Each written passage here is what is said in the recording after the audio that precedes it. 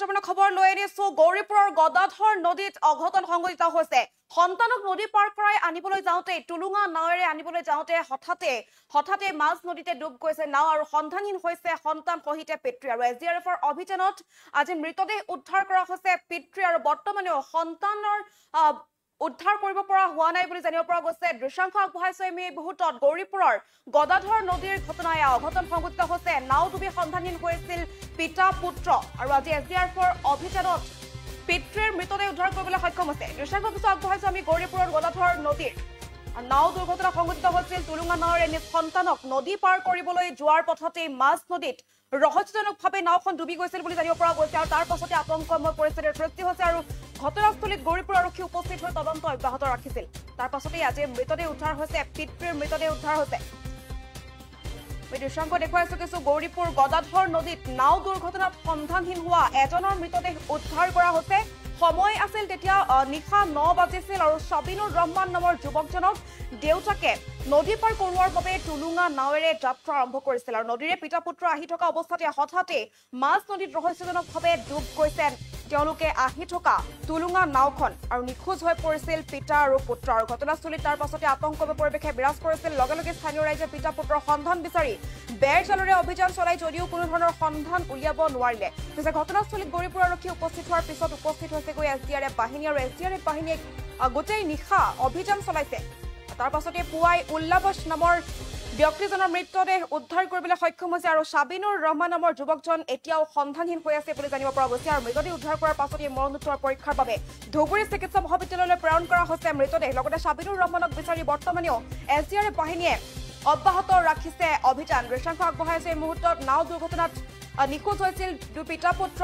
আৰু আজি পিতৃৰ মৃতদেহ উদ্ধাৰ কৰি মৰণোত্তৰ পৰীক্ষাৰ বাবে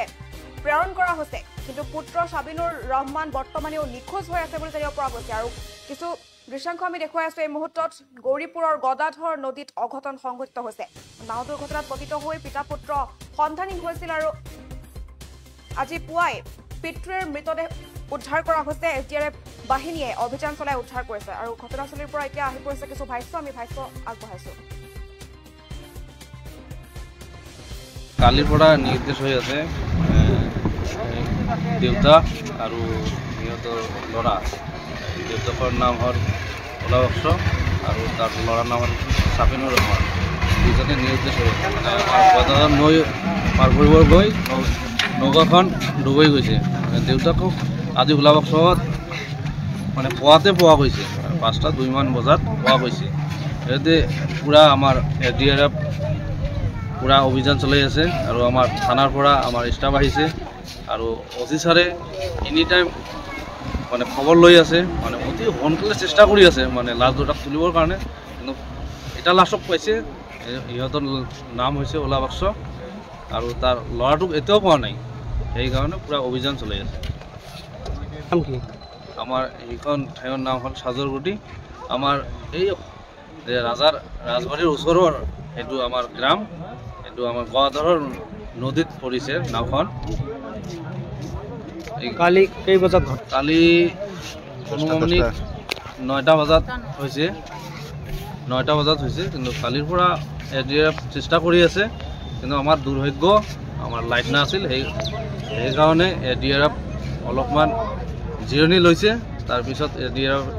মৰ্ণিঙত আহিছে আমি এছডিএফৰ সহায়ত আমাৰ গ্ৰামৰ বাসিন্দাসকলে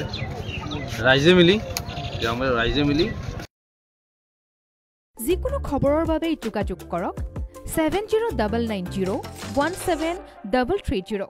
আৰু 7099017110 নম্বৰত যিকোনো